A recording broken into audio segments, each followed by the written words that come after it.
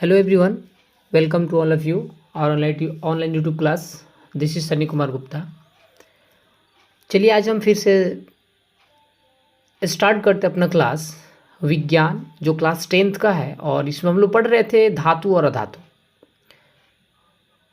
Science में हम लोग रसायन शास्त्र पढ़ रहे थे. साइंस में हम लोग केमिस्ट्री पढ़ रहे थे. केमिस्ट्री का चैप्टर धातु और अधातु पढ़ रहे थे और इस चैप्टर को हम हद तक धातु के बारे में कुछ पढ़ लिए थे. इट मीन्स धातु क्या होता है, जैसे कि धातु वैसा पदार्थ होता है जो चमकीला होता है, आघातवर्ध्य होता है, तन्य होता है और ध्वनिक तथा उष्मा तथा विद्युत के सुचालक होता है. तो ये सब धातु होता है. हमने पढ़ा था पिछले क्लास में धातु के भौतिक गुण पढ़े थे, आघातवर्ध्यता पढ़ा था, तन्यता पढ़ा था और साथ ही साथ पीवीसी का पूरा नाम प्लस और ध्वनिक क्या होता है वो भी पढ़ा था. फिर हम लोगों ने पढ़ा था अधातु के बारे में. ठीक है, अधातु में क्या होता है, जो नरम मलिन होता है, भंगुर होता है, उष्मा तथा विद्युत का कुचालक होता है. ये सब होता है क्या, अधातु. जैसे कोयला, सल्फर, ऑक्सीजन, ये सब चीज़ होता है. अब फिर हम लोग एग्जाम्पल भी मैंने देखा था और अधातु के भौतिक गुण भी देखा था हम लोगों ने. अब हम लोग का आज का जो नया टॉपिक था वो टॉपिक यहाँ से स्टार्ट होने वाला था कि धातुओं के रासायनिक जो गुण धर्म होते हैं ना वो क्या होते हैं. धातुओं के जो रासायनिक गुण धर्म होते हैं वो क्या होते हैं. ठीक है, हम लोग देखते हैं कि धातुओं के रासायनिक गुणधर्म जो होता है वो क्या है. जैसे कि सभी धातुएं जो होती हैं ऑक्सीजन के साथ मिलकर संगत धातु ऑक्साइड, धात्विक ऑक्साइड बनाती है. ठीक है, जैसे कोई अगर धातु मिलता है, ठीक है, कोई अगर धातु मिल जाता है, वो धातु जो है ऑक्सीजन के साथ जब अभिक्रिया करता है ना तो ऑक्सीजन के साथ अभिक्रिया करके क्या बना देता है, धातु ऑक्साइड. जैसे कि मान लीजिए आपने Cu यानी कॉपर लिया. ठीक है, आपने कॉपर लिया, कॉपर को ऑक्सीजन के साथ जब अभिक्रिया कराते हैं तो वो कॉपर ऑक्साइड बना देता है. यानी कि इसी प्रकार हम एल्युमिनियम हुआ तो एल्युमिनियम के साथ कर ऑक्सीजन के साथ करें तो एल्युमिनियम ऑक्साइड बना देता है. तो ये धातु जो होता है ना ये धातुओं का रासायनिक अभिक्रिया के साथ होता है ये वाला. अब जैसे मान लीजिए फिर एल्युमिनियम है, ये तो बता दिया. अब इसमें पता है अब अगला टॉपिक जैसे हम लोग को पढ़ना है. अच्छा, हमने ये देखिए यहाँ पे एल्युमिनियम था, एल्युमिनियम के साथ आपने ऑक्सीजन को मिलाया, अभिक्रिया करा तो एल्युमिनियम ऑक्साइड बना दिया. ठीक है, तो ये जो होता है ना धातुओं के रासायनिक गुण होते हैं, धातुओं के रासायनिक गुण होते हैं इसमें. ठीक है, अब नेक्स्ट देखिए अगला टॉपिक आपको दिया हुआ है उभयधर्मी पदार्थ क्या होता है. पता है आपको उभयधर्मी जो पदार्थ होता है वो क्या होता है. देखिए इसमें दिया हुआ है कि कुछ धातु ऑक्साइड, कुछ धातु जो ऑक्साइड होते हैं जैसे एल्युमिनियम ऑक्साइड, जिंक ऑक्साइड इत्यादि अम्लीय तथा क्षारीय व्यवहार को प्रदर्शित करते हैं.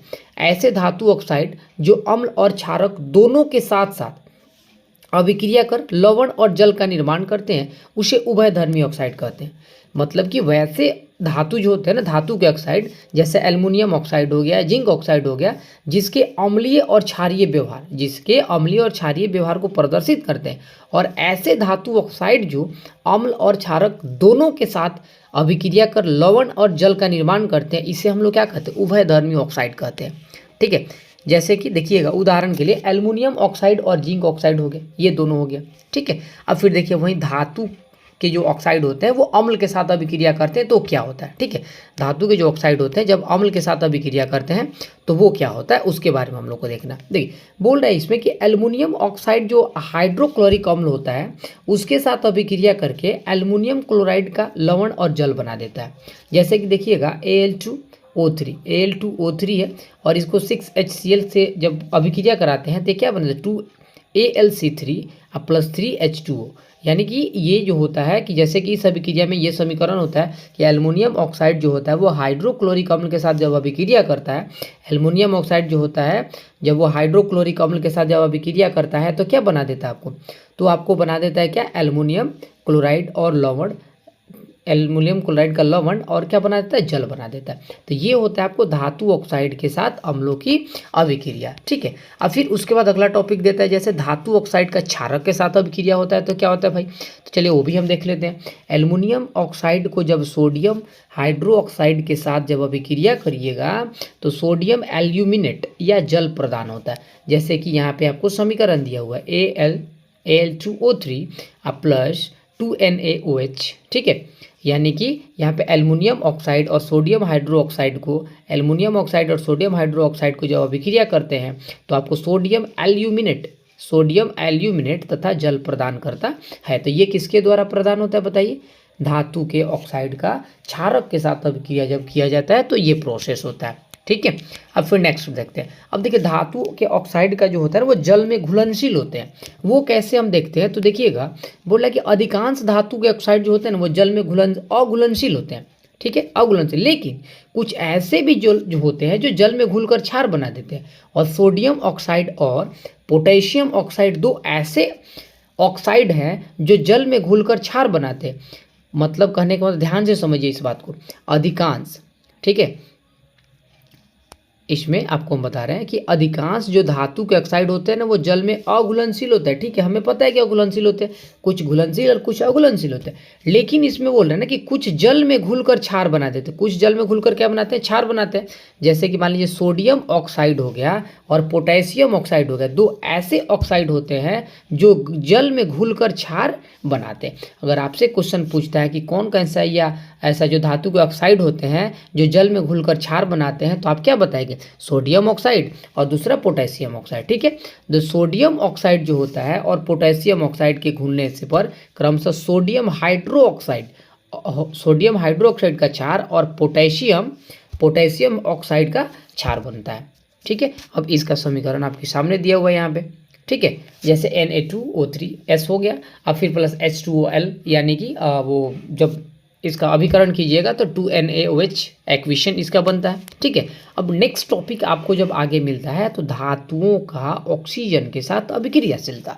धातु जो होते हैं वो ऑक्सीजन के साथ अभिक्रियाशीलता कैसे दिखाते हैं इसके बाद देखिए। अलग अलग धातु जो होता है ना वो ऑक्सीजन के साथ अभिक्रिया करके अलग अलग अभिक्रियाशील प्रदर्शन करता है। ठीक है, जैसे सोना जो होता है वो प्लेटिनियम और चांदी जैसी धातुओं को ऑक्सीजन से बिल्कुल ही अभिक्रिया नहीं, मतलब कुछ ऐसे धातु होते हैं जो सब अलग अलग अभिक्रिया करते हैं। उसी में सोना जो होता है प्लेटिनम और चांदी जैसी जो धातु, सोना हो गया, प्लेटिनम होगा और चांदी जैसी धातु जो होता है ना वो बिल्कुल ही इसके साथ अभिक्रिया नहीं करता है। ठीक है, ये टॉपिक समझ में आपको। चलिए आगे बढ़ते हैं। देखिए सोडियम और पोटेशियम का जो ऑक्सीजन से अभिक्रिया होता है उसमें क्या होता है देखिए। अब इसमें जो होता है ना, इसमें कुछ ऐसे धातु होते हैं जैसे सोडियम, पोटेशियम इतनी अधिक तेजी से ऑक्सीजन में अभिक्रिया करती है कि यदि इनको खुला छोड़ दिया जाए तो ये तेजी से आग पकड़ लेता है। ठीक है, यही कारण है कि इनको आग से बचाने के लिए हम इन्हें किरोसिन यानी मिट्टी के तेल में डुबो कर रखते हैं।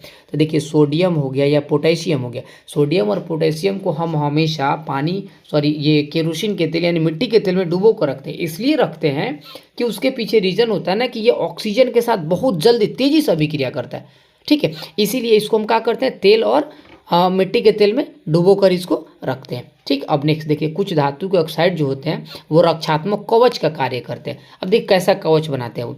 साधारण तापमान पर धातुओं की सतह जैसे मैग्नीशियम, एल्युमिनियम, जिंक और सीसा इत्यादि के ऑक्साइड की पतली परत चढ़ जाती है। ये रक्षात्मक कवच इन्हें आगे ऑक्सीडेशन यानी उपचयन से बचाता है, ऑक्सीडेशन से बचाता है। अब इसका एक बहुत बड़ा फायदा धातुओं को यह मिलता है कि इन ऑक्साइड की वजह से संक्षारित का मतलब जंग लगने से बच जाता है। ठीक है, अब मतलब कि धातु के ऑक्साइड जो है ना, रक्षात्मक कवच का मतलब समझ रहे हैं ना, जैसे कि जंग लगना, जैसे लोहा में जंग लग जाता है तो उसमें क्या कहते हैं, पेंट का परत लगाते हैं तो धातु क्या बच जाता है, वो जंग लगने से बच जाता है। अब देखिए अगला टॉपिक एक और देता है, इसमें बोलता है क्या कि कुछ धातुएं जो ऑक्सीजन के साथ अभिक्रिया नहीं करता।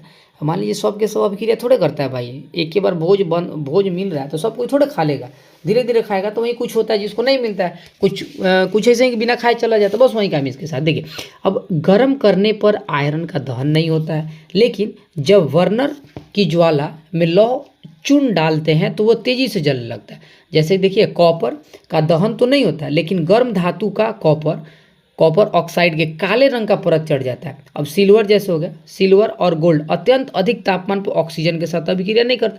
तो ये कुछ धातु होते हैं जो ऑक्सीजन के साथ अभिक्रिया करते हैं और कुछ जो होते हैं वो अभिक्रिया नहीं करते। अच्छा, आपसे पूछेगा क्वेश्चन में एडोनीकरण क्या होता है, एनोडीकरण क्या होता है। एनोडीकरण, तो एनोडीकरण का मतलब क्या होता है समझिएगा ध्यान से।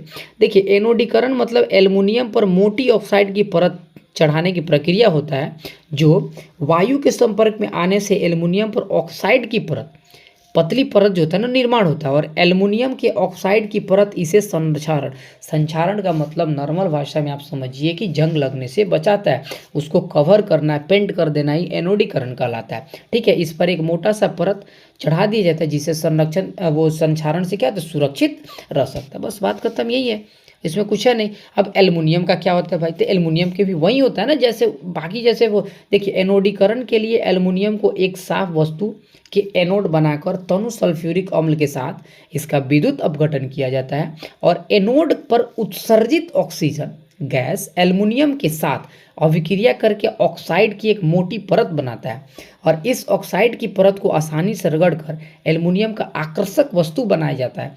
तो जिससे क्या होता है, ये एल्युमिनियम का एनोडीकरण कहलाता है। यानी मतलब ये होता है ना कि जैसे उसको बचाया जा सके, संरक्षण संक्षारण से बचाया जा सके। अब आपको आगे पूछेगा, जैसे देखिएगा नॉर्मल क्वेश्चन पूछ रहा है आपसे कि बताइए सोडियम और पोटेशियम को ठंडे जल से अभिक्रिया करिएगा तो क्या होगा।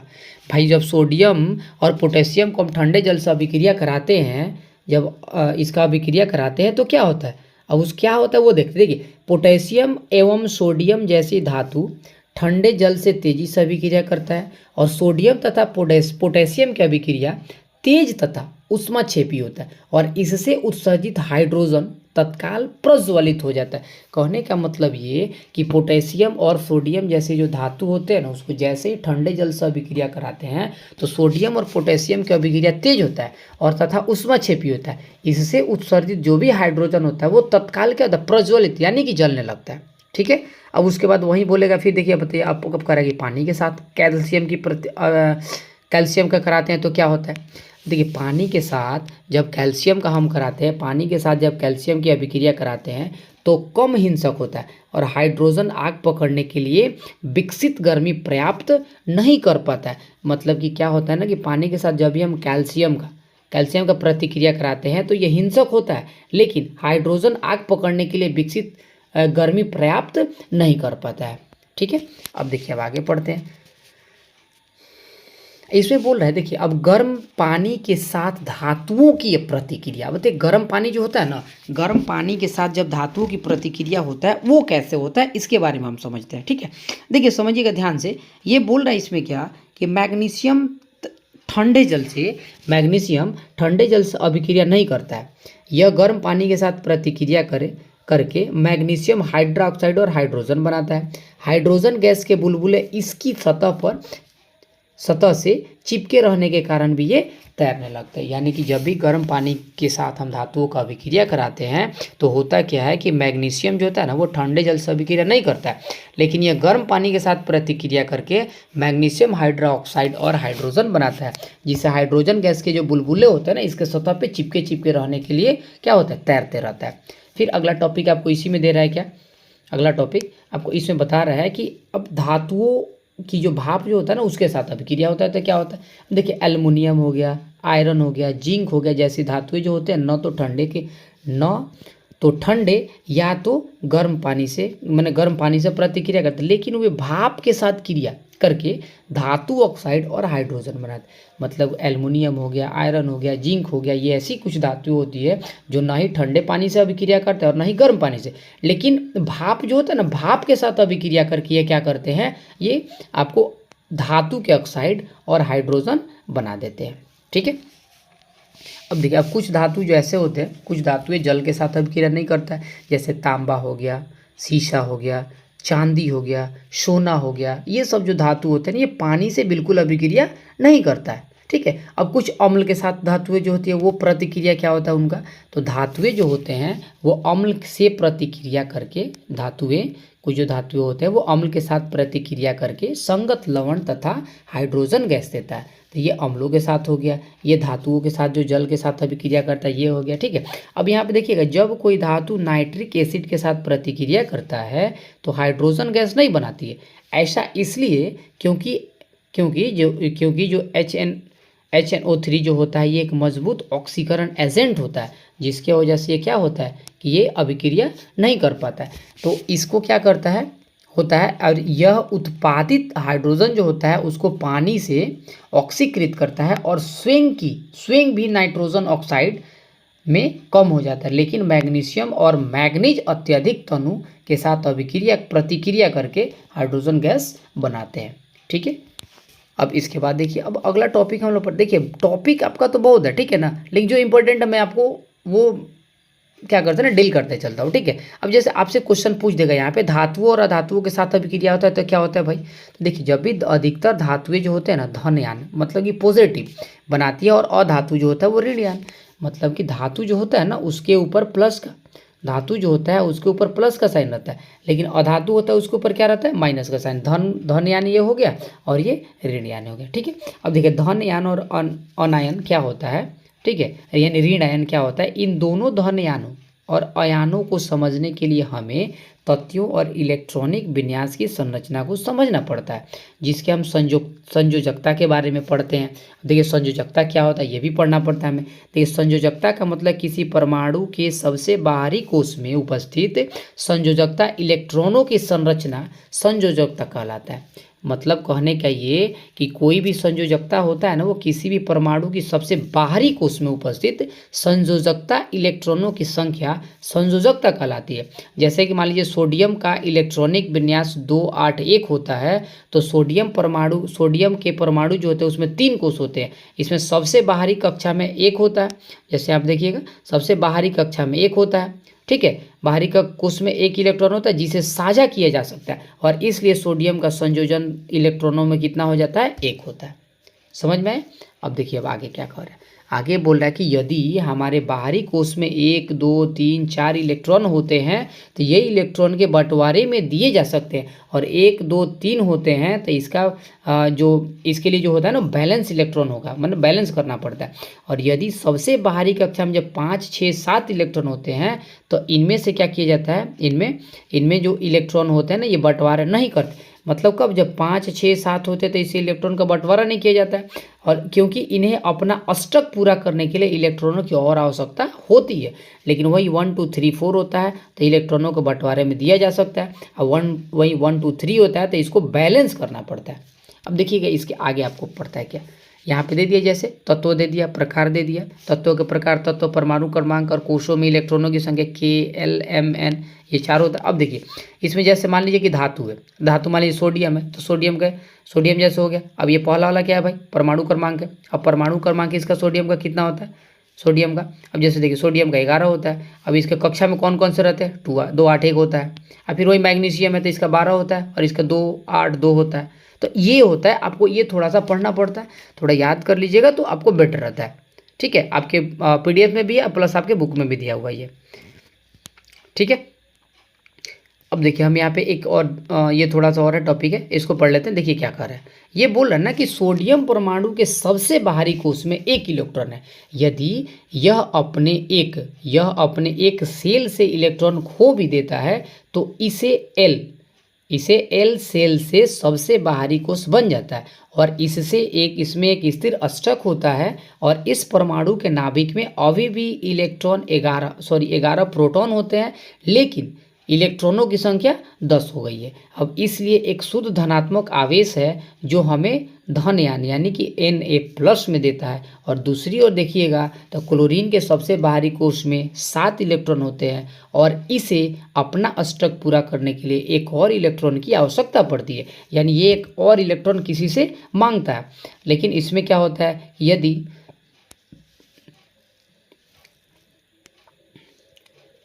यदि सोडियम और क्लोरीन प्रतिक्रिया करता है तो सोडियम द्वारा खोए गए इलेक्ट्रॉनों को क्लोरीन द्वारा ग्रहण किया जाता है, और 1 इलेक्ट्रॉन प्राप्त करने के बाद क्लोरीन परमाणु को एक ऋणात्मक आवेश प्राप्त होता है, क्योंकि इसके नाभिक में कितने प्रोटॉन होते हैं, 17 होते हैं, और इसके KLM जो कोश होता है इसमें टोटल इलेक्ट्रॉनों की संख्या कितनी होती है, 18 होती है। तो इसलिए यह हमें क्लोराइड आयन यानी C1 देता है, और तो यह दोनों तत्वों को लेन देन का संबंध हो सकता है। कहने का मतलब है कि जिसके कोश में इलेक्ट्रॉन है तो वो तो खैर ठीक है, लेकिन जिसमें अगर कम पड़ता है तो वो क्या करता है, बगल वाले से लेता है इसमें। ठीक है, अब जैसे मान लीजिए सोडियम का क्वेश्चन हो गया, जैसे मान लीजिए Cl है प्लस E है प्लस Cl, तो इसमें 2 8 7 2 फिर 8 8 है, तो ये क्लोराइड आयन बना दिया। अब आयनिक यौगिक क्या होता है, देखिए अब आयनिक यौगिक का मतलब क्या होता है इसके बारे में हम पढ़ते हैं थोड़ा सा।